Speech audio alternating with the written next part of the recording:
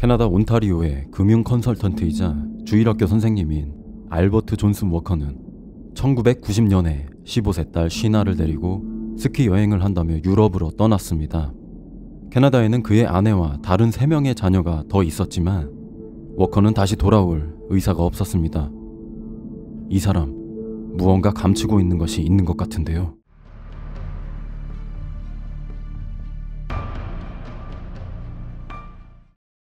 캐나다 온타리오주 해밀턴 출신의 워커는 고등학교를 중퇴했습니다. 수많은 직업 경험이 있었는데 결국엔 신탁회사의 은행 창구 직원으로 고용되었습니다. 다른 사람의 소득 신고서를 작성하는 일도 맡으며 2년 후엔 그 회사를 나와 회계사무실을 차렸습니다. 그 후 워커의 사업은 꽤 잘 나갔습니다. 10년 후엔 30명의 직원을 고용했고 지점도 6개로 늘리며 회사를 키웠습니다. 그렇게 정상적으로 일하고 돈을 벌었으면 문제 없었겠지만 그는 무리한 투자를 하기 시작했습니다. 결국 1986년 그가 투자한 주식 거래가 붕괴되었습니다. 그동안 워낙에 많은 돈을 벌어놓았기 때문에 워커 자신만 그 경제적 위기를 버티고 극복했으면 당연히 문제가 없었겠죠. 하지만 이 통 크고 간도 큰 남자는 아주 나쁜 짓을 저질렀습니다. 다들 짐작하셨겠죠? 동료, 친구, 그리고 교회 사람들의 피 같은 돈 수백만 달러를 사기쳐버린 겁니다. 금융인이자 모기지 브로커인 그에게 당한 사람들은 약 70명 정도 되는데 무려 320만 달러의 투자금이었습니다. 지금의 가치로 환산해보면 100억이 넘는 금액일 텐데 아내 몰래 집마저도 저당을 잡았고 사기 고소건만 32회나 됐습니다. 유망한 금융인, 독실한 신자로서 자신을 포장해 타인의 환심을 얻은 뒤 사기를 친 워커. 보통 사기꾼들 잠적해서 해외로 도피하잖아요. 워커도 마찬가지였습니다. 그리고 당시 캐나다 주요 지명 수배자 넘버 4였다고 하네요. 그래서 워커는 스키 타러 가자고 딸을 데리고 유럽으로 도피했습니다. 영국으로 건너간 워커는 노스유쿠셔 해로게이트에서 딸과 함께 살았습니다. 그런데 다른 사람들에게는 그의 딸을 아내인 척 소개했고 데이비드 데이비스라는 이름을 사용했습니다. 이후 텔레비전 수리공인 조셉을 만나 함께 사업을 시작했는데 캐나다에서 자란 조셉은 고향으로 돌아가기를 원했습니다. 결국 2년 후인 1992년 워커는 조셉과 그의 애인에게 캐나다행 펜도 항공권을 선물합니다. 그리고 조셉의 운전면허증, 출생증명서, 회사 도장을 남기고 가라고 설득해 그것들을 받아냅니다. 조셉이 캐나다로 떠난 뒤 워커는 조셉의 신분을 훔친 것이죠. 고향에 돌아가고 싶어한 동업자에게 선의를 베푸는 척하며 이용해 다른 사기를 노리고 있던 겁니다. 1996년 워커와 딸 시나는 영국 내 다른 지역으로 이주해 조셉과 그의 애인의 이름으로 남편과 젊은 아내로 위장해 살고 있었습니다. 놀라운 건 그 사이에 2명의 어린 딸이 있었는데 아이들의 아버지는 지금까지 누구인지 알려지지 않았습니다. 한편 캐나다로 간 조셉은 경제 사정이 안 좋아져 다시 영국으로 돌아왔습니다. 워커는 조셉이 돌아오게 된다면 지금껏 숨기고 지낸 자신의 정체가 탄로날 것임을 짐작했습니다. 잠시 생각을 한 워커는 자신만의 해결책을 찾아나게 되는데요. 1996년 7월 20일 워커는 요트 여행을 하자며 조셉을 영국 남서부 지역 데본으로 초대했습니다. 화창한 날식 속 늦은 오후 육지에서 약 6km 떨어진 바다 위 워커는 보트 위에 닻을 집어들고 조용히 조셉의 뒤로 접근했습니다. 그리고 기회를 본 뒤 바로 그 쇳덩이로 조셉의 머리를 내리쳤습니다. 갑작스러운 일격을 당한 조셉은 그대로 쓰러졌고 닻에 묶인 줄로 조셉의 허리를 묶어 바다에 버렸습니다. 그렇게 조셉의 실종은 6주 동안 알려지지 않았습니다. 1996년 7월 28일 영국 남부 채널 해협에서 조업을 하던 한 어부는 평소처럼 그물을 던지고 걷어올리는 작업을 했습니다. 그런데 굉장히 무거운 것이 걸린 듯 그물이 쉽게 올라오지 않았습니다. 하지만 어렵게 그물을 올린 어부는 깜짝 놀라 소스라치고 말았습니다. 그물엔 물고기와 한 남성의 사체가 있었습니다. 처음 신고를 받고 출동한 경찰이 보기엔 마치 사고로 익사한 듯 했습니다. 바다에 그리 오래 빠져있지 않은 듯 사체의 상태도 나쁘지 않았고 몇 군데 상처가 있었는데 그중 머리에 가장 큰 상처가 있었습니다. 우선 이 남자가 누구인지 밝혀야 했는데 당시에 실종자가 보고된 것도 없었고 남성에겐 옷과 신발이 입혀 있었지만 지갑 같은 건 없었습니다. 남자의 손등에 메이플립 문신이 있었지만 이걸로는 부족했습니다. 하지만 다행히도 주근이가 누구인지 알려줄 수 있을 만한 유일한 것이 있었습니다. 그것은 바로 조셉이 차고 있던 값비싼 손목시계입니다. 그 시계는 롤렉스사의 오이스터 퍼페추얼 시계였는데 경찰은 롤렉스사에 연락해 구매 기록을 찾을 수 있었습니다.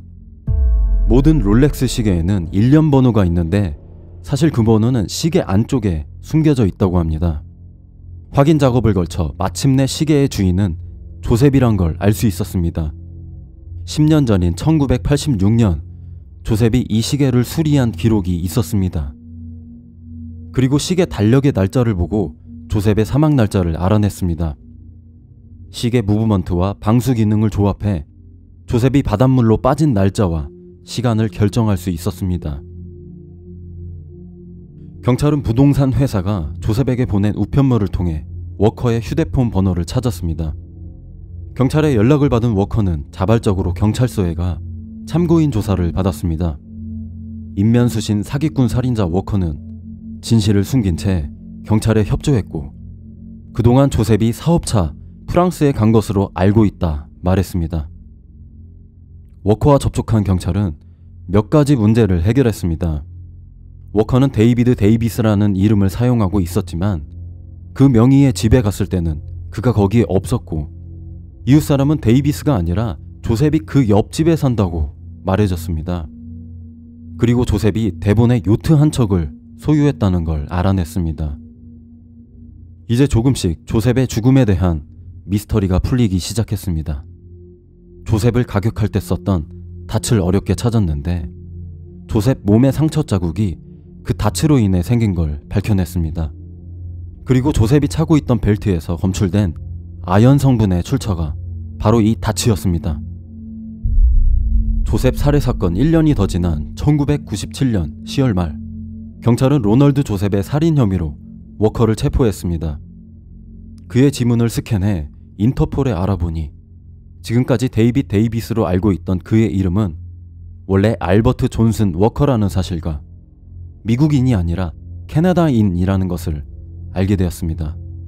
그리고 거대한 사기 사건으로 인터폴 지배 수배 명단 상위에 포함된 걸 알 수 있었습니다. 이리저리 잘 빠져나갔던 워커였지만 그를 기소할 증거는 충분했습니다.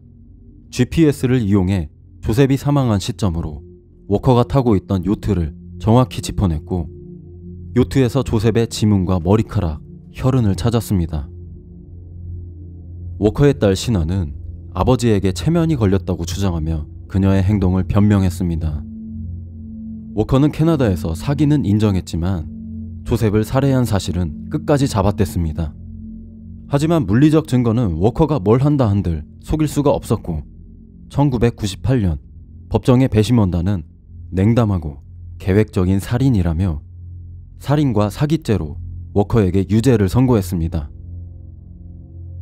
조셉이 차고 있던 시계와 나중에 겨우 찾아낸 닷, 그리고 워커가 위조 신분을 쓰고 있는 걸 밝힌 경찰의 공조와 탐문수사가 살인과 사기 범죄를 풀어낸 열쇠가 아니었나 싶습니다. 2000년까지 그의 사기금의 일부인 수십억을 회수했지만 사기꾼들이 그러하듯 워커도 얼마나 많은 돈을 사기쳐 숨겨뒀는지 밝히지 않았습니다. 그의 딸 시나와 그녀의 자녀들은 재판이 끝난 후 캐나다로 돌아갈 수 있었고 워커는 영국 교도소에서 7년을 보낸 뒤 영국과 캐나다 당국에 합의하에 2005년 캐나다로 이송되어 종신형을 그대로 이어보내게 됐습니다.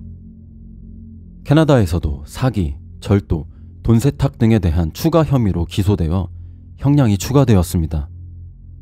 보도에 따르면 가석방 심사 자격이 2013년 발생한다 나왔는데 그 후 추가 뉴스 찾기가 어려운 걸 보니 워커는 여전히 감옥에 있는 것으로 추정되네요.